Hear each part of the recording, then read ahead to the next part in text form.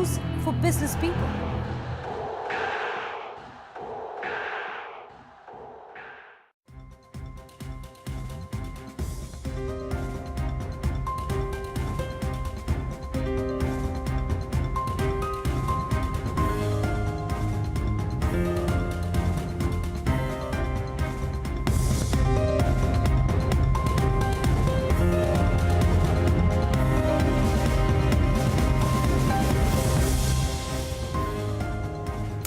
Good afternoon, welcome to Bloomberg Quint. The top headlines. Cautious trade on the last street on F&O expiry day. Small caps outperform. India VIX turns negative. And the bond in rupee drops after government raises gross borrowing target for the first time in 6 years. And oil marketing companies have not been hiking gas prices since October this year, following a government diktat issued to oil marketing companies. And Axis Bank makes up for some lost ground in early trade after the market regulator asks the lender to conduct an investigation into an alleged leak of its financial results on WhatsApp. And the market regulator is expected to take a decision on debt default disclosure norms at its board meeting today. It may also finalize rules for listing of receipts issued by asset reconstruction companies.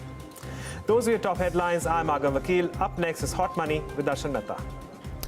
Thank you, Agam. Hello and welcome to Hot Money on Bloomberg Quint Live, India's first digital live streaming business news service. This is a show which gets you a complete wrap of all the stocks that are buzzing in trade. I'm Darshan Mehta. Let's welcome our experts then, Senthil Manikandan of Newberry Capital, investment advisor Vivek Mavani, and Yogesh Mehta of Motilal Oswal Securities. All of them join us on the show.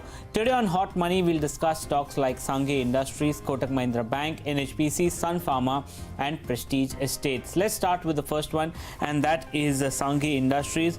The stock has gained almost 25% in December. The recent note that came out was the one for Motilal Oswal. They have got a target price of 157. So we will start with the person from Motilal Oswal. Yogesh, what makes you also bullish on Sanghi Industries? Yeah, Darshan, for Sanghi especially, now we like this company because Gujarat-based operation and 4 million ton of capacity. But the best thing is they have got approximately 1 billion ton worth of marine lime reserve, and it's a proximity near to the port, and that gives the key advantage to them.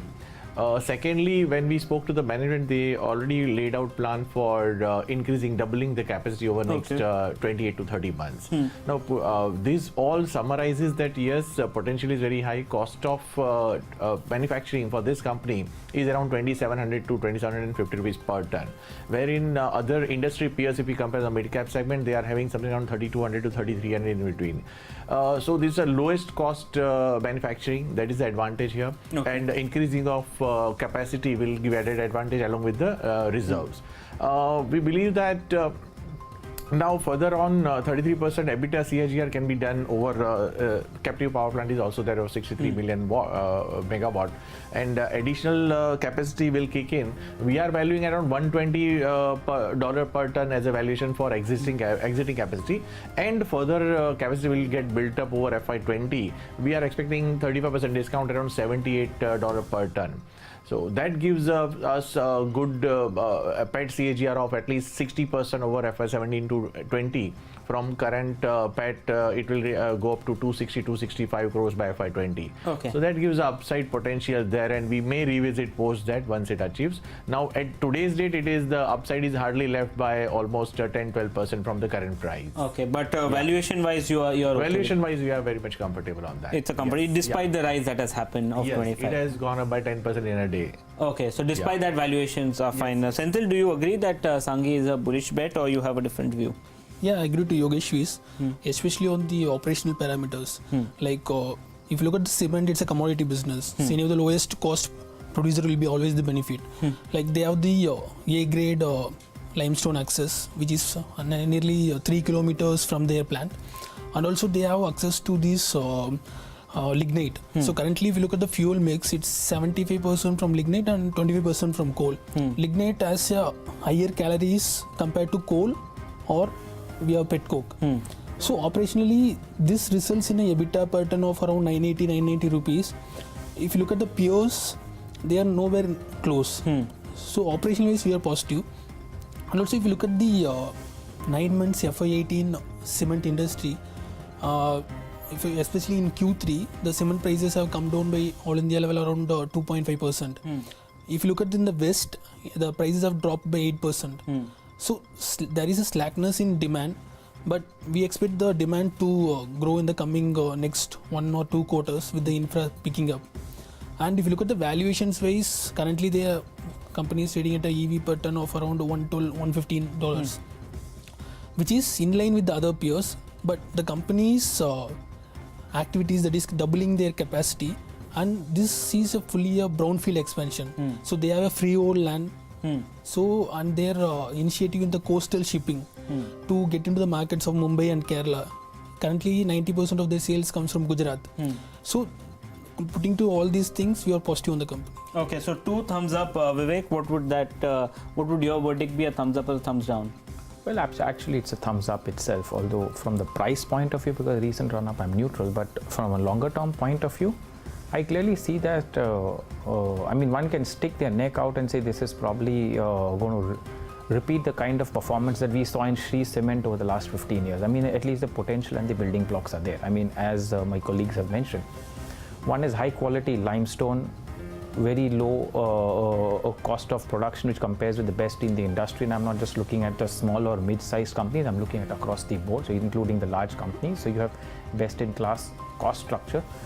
And only thing that disappointed the performance over the last few years was Gujarat was the only market where they sold, where cement prices were relatively lower compared to say Mumbai or some of the other more profitable regions. So three new initiatives. One is higher share of blended cement, which brings in better profitability. Explore the coastal route to transporting cement to the larger volume and more profitable geographies like Mumbai, Kerala, and basically the western coast, which will improve the profitability. And the third, installation of the waste heat recovery, which will further recovery plant, which will further improve, give them some cost advantage. So over the next 3-4 years, when a lot of these things play out, and as Yogesh mentioned, including the volume growth on the expanded capacity, you will actually have a multiplier effect on profit. So you will have expanding margins on bigger volume over the next 3 to 4 years. Now, having said that, company still holds tremendous promise, like it did any time in the last 10 years. At last 10 years, the potential promise was there, but we never saw the delivery in terms of actual earnings and profits, which hopefully should start coming from 2018-19 onwards and go on for the next 3 to 5 years. So one is willing to stick their neck out. Valuations are reasonable at close to $100 of enterprise value per ton, which is significant discount to the larger players who are all whereabouts of $200 or higher. And among the mid-sized companies, probably Sanghi has the highest potential in terms of both volume growth as well as profitability growth, expansion of margins. So, and valuations being reasonable, so one can stick the neck out and be bullish. Okay, so it's a consensus thumbs up that's coming in from Sanghi Industries. It's certainly been buzzing over the past few days. The next stock that we'll talk about is Kotak Bank. The stock's been rather range bound, over the past few weeks. Hasn't done much. Obviously, on a price to book, it's one of the more expensive banks. So with the range bound move, is it time to accumulate, or should you shift to some other bank which is trading at a much cheaper ratio? We'll ask our guest. Senthil, I'll start with you. Any view on Kotak Bank? So we are bullish on the stock. Like you mentioned, valuations seem not attractive at this point of time. But if you look at the history in the last 10 years, HDFC Bank used to trade at the same valuation for the last 10 years, but it is given a CAGR of around 25% to 30% CAGR.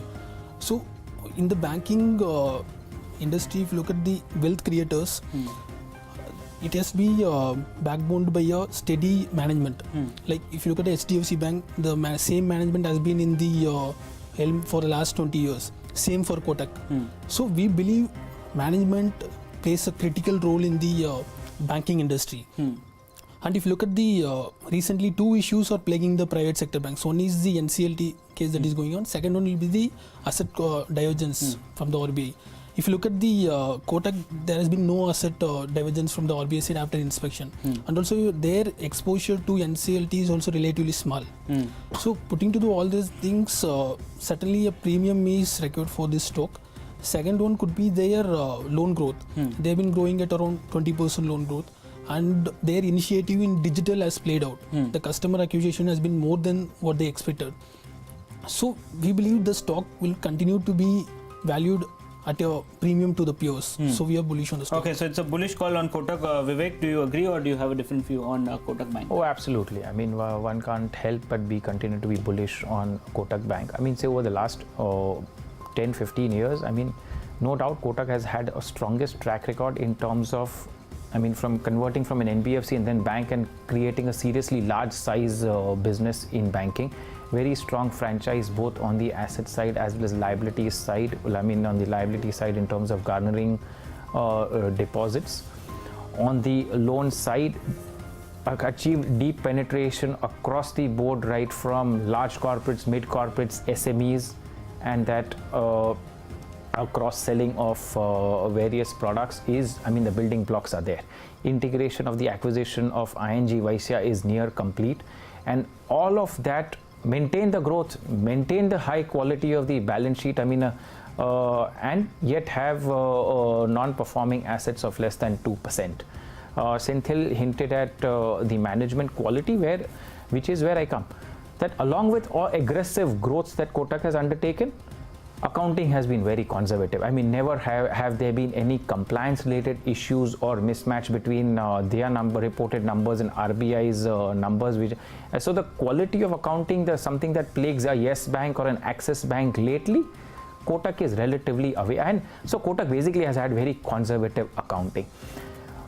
All the building blocks for continued aggressive growth in the whereabouts of 20% sustainable over the next 5 years seem to be in place and already delivering results. Compared to some of the other private banks, I mean, if I were to look at the newer, Kotak is of course a newer generation, but the newer generation bank, I mean, the likes of Ujjivan or the AU Small Finance Bank, I mean, the kind of premiums, or an RBL bank, kind of premiums they command without having a track record. I mean, well, Kotak Bank has a 15-year track record. I mean, so the premium is rightly justified compared to some of the recent entrants compared to them. So the valuation is relatively quite okay. If the valuation is in line with the HDFC Bank, I mean, it deserves that. Okay, so it's both guests indicate it's a bullish stance. Yogesh, would that be a thumbs up from you also? Yes, of course, I do agree with both of them that strong NI growth and loan book growth is also there, about 20%, and that will be having a controlled capex that is added advantage to this bank. Of course, the management, as Senthil mentioned, there is three AAA are there. What we believe is that 69% is the share of Kotak Bank itself in the profits right now, and subsidiary company like AMC company, life insurance company, and the Securities all are turning up now. Since last 1 year, they've also turned up in terms of profits. So synergies will add more into this, deeper into this segment profitability, and of course geographical presence is very large, and that gives a great comfort over there. Plus, as Senthil again mentioned, that there is no SDR, there is no 525. So there is a minor issue was there, which was resolved in March 2017, so gone are the days.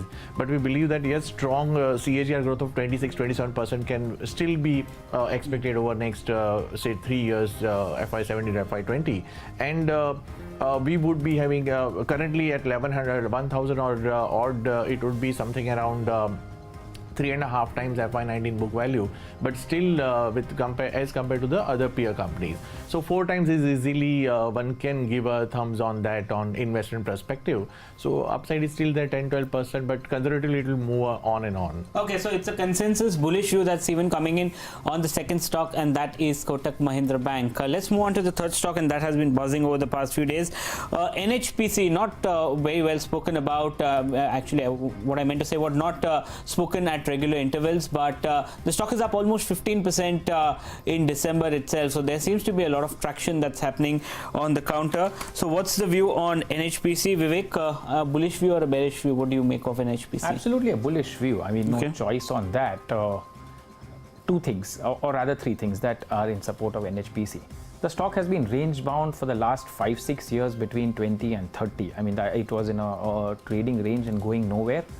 Earnings also didn't over the same period have a very high uptick, but what was always in favor of NHPC, it always had an attractive dividend yield of 5 to 6%. Even now at 32 rupees, it will be 5.5-6% dividend yield based on 1.8 rupees paid out in 2017. So hopefully the 2018 should be maybe about 2 rupees in line with little growth in profits. That's number one. But what is important is getting into a new cycle of earnings growth, which will go on for the next 2-3 years, at least with two large projects, Krishna Ganga and Parvati, aggregating to about 1,100 megawatts commencing perhaps in the next few months, which will take it to the next, a step up, a jump in profitability, number one.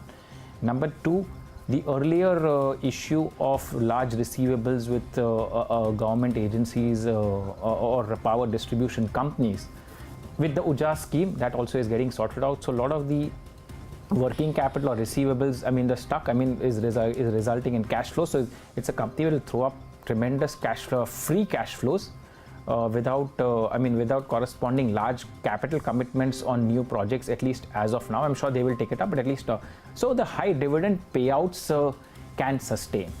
A 5-6% dividend yield in a market in a roaring bull market that we have been, gives adequate margin of safety on downside protection in event of any kind of volatility or rough weather we may encounter in the market in 2018. Plus an earnings uptick from next year onwards will give the growth as well. So far, last 5-6 years it was a value stock. Now it's value plus growth also coming in. Okay. So it's actually a double thumbs up on NHPC now. Okay, so it's a bullish call that's coming in from Vivek. Senthil, do you agree or you have a different view on NHPC? So we have a different view on it. If you look at the NHPC, came out an IPO in 2009. It had an issue price of around 36 rupees. So if you look at the capacity then, it was around 5 gigawatts. If you look at the effective capacity now, it's in the same 5 gigawatts. So last 7-8 years, literally there has been no capacity addition. And like Vivek mentioned, it may be attractive on the dividend yield front. But what we are seeing a value trap in this stock. And secondly, if you look at the business model of the company, especially in the hydropower, their ongoing 4 projects, out of the Vivek mentioned 2 are coming up in the stream in FY 19 and 20. If you see 5 years before, their projected cost was around 14,000 crores. Current project cost is around 30,000 crores. Literally, it has been a 100% jump up in the project cost because of lot of environmental issues resulting in delay in project execution. So we are seeing these execution delays will continue in the future projects also, especially now with lot of environmental issues coming up. So it may be attractive on the dividend yield front, but literally we don't see any growth coming up. And second, the company may commission the next 2 projects. We have to see what realization they are getting it. Because with these cost overruns, whether discoms will be favorable in putting up your 4 rupees or 4.5 rupees realization. Okay, so Yogesh, you all are very bullish. You all came out with a note recently with a target price of 37. So the upside now is almost 5 to 7 rupees. But your view on that and the concerns, and would you like to address the concerns that he's put up? See, 2 projects which are coming up, and as you mentioned that it was a 5.2 gigawatt capacity was there earlier when they came out with the IPO. But it was for raising funds for those capex. Now it has already been installed and it is generating cash to them in the cash flow. Second thing, another 3.6 gigawatts are still there in the pipeline, which will get commissioned in sooner or later, like Krishna Ganga, as Vivek mentioned, and Sushangiri is something which is still stuck, so we are not keeping that into balance sheet in the cash flow right now. So that is out of the picture. But what we believe is here the AES, average equity jo hai uska, it will move up further from here by at least 50% out of these 2 projects which are commissioning in this financial year, that is calendar year 18. So that will give a kicker to them. Plus all the points which Vivek has mentioned, that debtor has gone down, Uday scheme by the discom will pay off well for them. So putting all this together, one time price to book, it is reasonably valued. You can always put your money into that. And with a dividend yield of 5 to 6%, today Coal India gives you 5% or a little lesser than 5% at this price. People are going die hard for investing into that company. But NHPC is the lowest risk, and it is the lowest risk in terms of hydropower projects. Even we see volatility in solar power prices, tariffs. Here to sustain, to negate that, and for that it will be government will have to give some more more advantage to the hydropower projects. So that will have some more set of effect, and we believe that one-time price to book is reasonable enough to invest into the stock. Okay, so it's two of our guests, Vivek as well as Yogesh, are bullish on NHPC, while Senthil has a different view. He believes that execution still is an issue for NHPC. Let's move on. Before we move on to the next stock, here's a quick recap of all the guest views on the stocks that we've covered till now.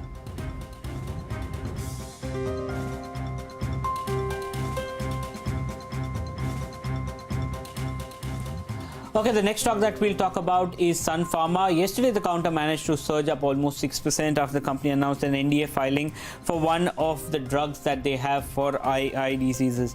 But clearly, the counter has been doing well over the past at least 1 or 2 months. Not the same case as far as the last 9 months are concerned. But is traction returning back to the pharma, and is Sun Pharma the best play now in the pharma space? We'll ask our guest. Vivek, I'll start with you. Any view on Sun Pharma?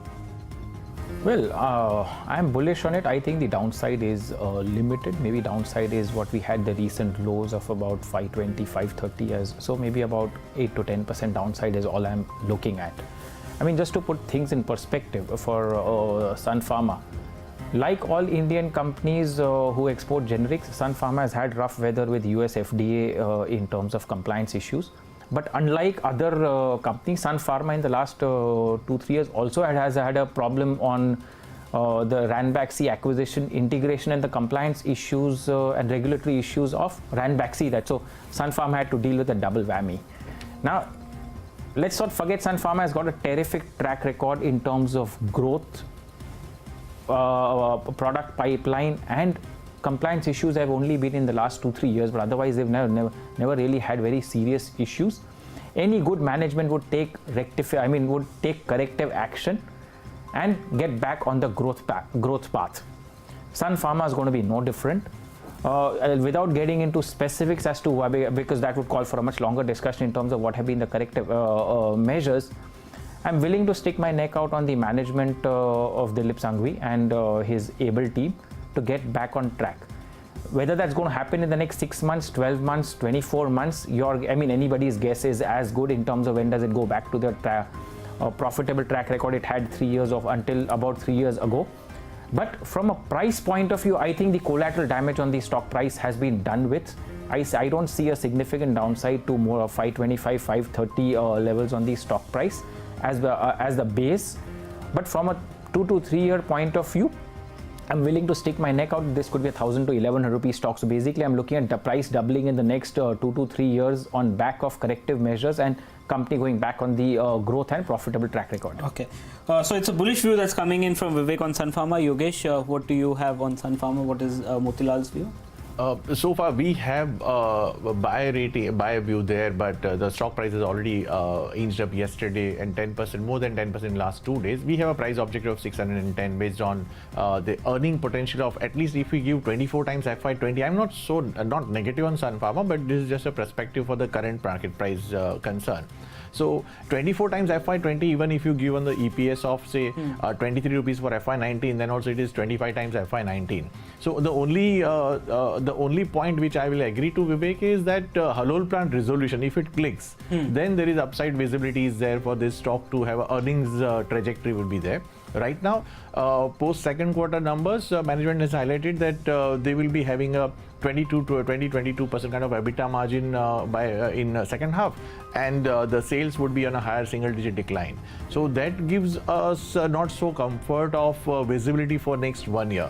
US sales will ramp up only in FY19 because we don't believe that there is anything further left. Taro has done very well. That was a 5% and the lower tax was there at instead of 15%, 10% tax was there for the Sun Pharma in last quarter. So that has driven some profitability, but otherwise US business itself is down by 44 to 45%, and we don't foresee that further will come up anything because of Doxil launched by Dr. Reddy, so that has given a competition to them. So they will have to come out with new NDAs and all. So until we don't foresee that Halol plant resolution come, there is any trigger for this company to have a stock till price. that time. What about you, Senthil? Sun Pharma? We are bullish on the stock. Okay. Because the current price implies all of the downturns and all of the issues like channel consolidation in US and then the price erosion was already factored in. And the new normal like EBITDA margins of around 20-25% and the current valuations of PE of around 24 times 1 year forward is looks attractive. Because going forward, what you're seeing is in the near term, the Indian players will be monetizing their existing approvals, while going forward in the long term, it is going to the specialty. And Sun Pharma with this strong balance sheet, they'll be able to spend, because specialty requires a lot of R&D expenses. So with this strong balance sheet, being a largest player, Sun Pharma could be able to gain market share further. Valuations are attractive at this price. Okay, so that's the view that's coming in on Sun Pharma. Both Vivek and Senthil are bullish on the counter, while Yogesh is neutral on the counter, given the fact that there was a sharp run-up in the stock price over the past 1 week. So that's the view on Sun Pharma. We'll move on to the next stock, and that is Prestige Estates. Yogesh does not have coverage on the counter, so he won't be commenting on it. What about you, Senthil? What's your view on Prestige Estates? So basically, they are a South India focused player. They have been in industry for almost 30 years. So clearly, for a real estate player, two things. One has to be the management, the trust by the customers and also the lenders. Clearly, they have the better trust among the customers. Second one could be the cash flow. Because if you look at the company, they have a diversified cash flow. They have presence in residential, commercial and retail. And if you look at their, especially the commercial portfolio, their rental revenue will be around 720 crores for FY18, and going forward this is going to increase because their current rental portfolio is around 8.5 million square feet. It is going to be increased because their ongoing projects are around 10 million square feet. So diversified cash flow, good management and then strong balance sheet. And further, one concern could be their concentration in Bangalore, because they have last 5-10 years they have grown on the tailwinds of IT. Currently IT is facing headwinds. So this could be one pain point in the company, but with a strong management, we believe at this price it's looking attractive. Okay, well, Vivek, you don't track this company as such, but do you have a view on real estate as such? Very quickly, what can you? Is there some pick that you like in the real estate, or real estate would be a complete avoid? See, for me, real estate actually is a complete avoid, more for philosophical reasons, because for whatever historical reasons. So I generally avoid real estate as a sector itself. I mean, it's difficult to find companies who don't have corporate governance issues, who don't have transparency related issues, and any business which actually treats its customers pretty shoddily with one-sided contracts and doesn't really respect commitments. I mean, when I say commitments, business commitments in terms of what they need to deliver, neither do they respect commitments of their lenders, whether private lenders or the formal bank and NBFC lenders. So it becomes difficult to really like the sector itself. Godrej Properties and Mahindra Realty, the only two exceptions actually where I would be positive on, but not at the current prices. So not, I mean, Godrej Property is not at 700 plus that it is trading at. But if it was lower, I would consider Godrej Properties. Okay, so that's the view that's coming in on the real estate space and Prestige. Before we wrap up on the show, here's a quick recap of all the guest views and the stocks that we've covered till now.